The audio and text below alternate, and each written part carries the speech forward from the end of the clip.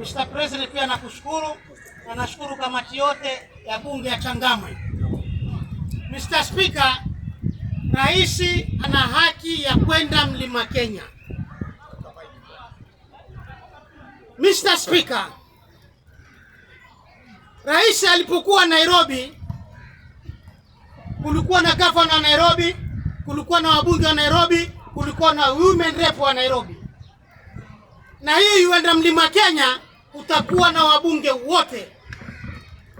Hiyo eko maiko mdomo. Kutakuwa na wabunge wote.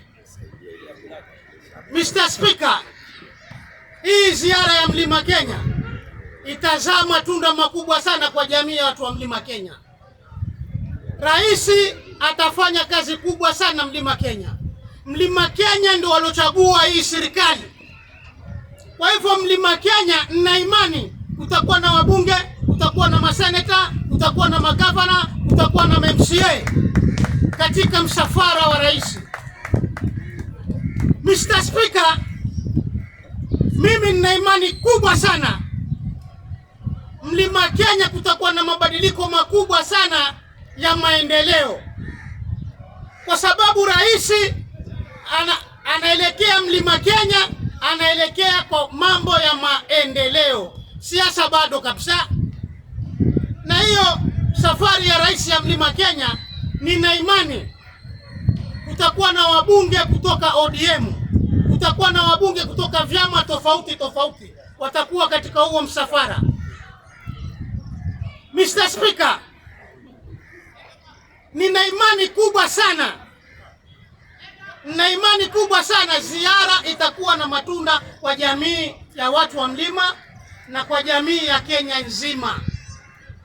Mr. Speaker, naona watu wanaletua kidonda chengine cha Bwana Macharia.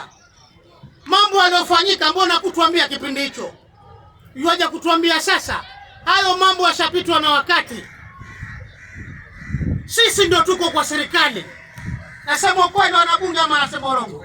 Kweli. Mtukufu wa Ramadhani.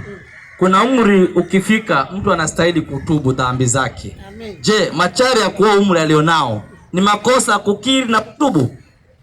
Mzee Macharia atakaniwa aombe msamaha wa Kenya, kwa sababu yale mambo yashapita na wakati.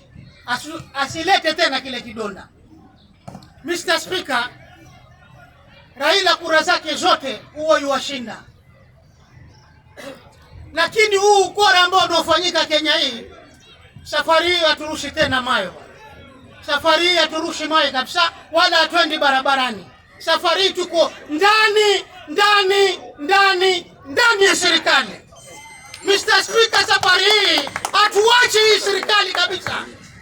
Hii serikali ni tamu kabisa, Mr. Speaker. Serikali ya Ruto ni tamu. Ina matunda, ina maembe, ina mapapayu. Mr. Speaker, muda ni mfupi, lakini ningechangia vizuri sana. Nashukuru kwa muda huu, Mr. Speaker.